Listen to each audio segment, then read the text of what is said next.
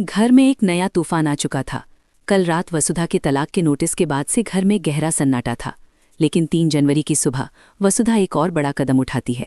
वो देव से कहती है कि उसे उसकी प्रॉपर्टी में आधा हिस्सा चाहिए। ये सुनते ही चंद्रिका के मन में अजीब से खुशी आ जाती है। उसे लगता है अब सब कुछ बिल्कुल साफ हो गया है।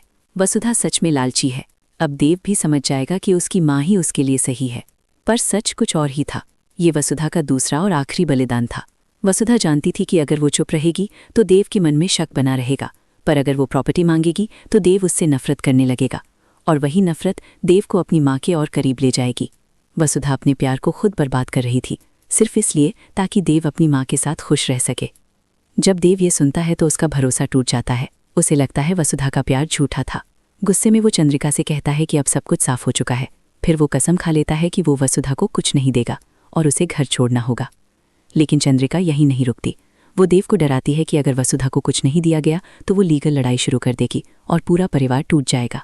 देव को लगता है ये बात सही है और वो एक बड़ा फैसला ले लेता है।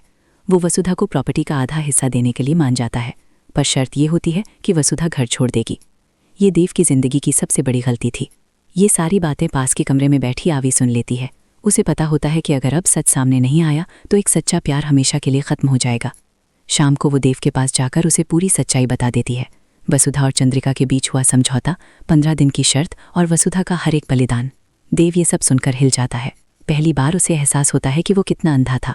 अब उसे समझ आ जाता है कि प्रॉपर्टी की डिमांड भी वसुधा का एक और गहरा बलिदान थी।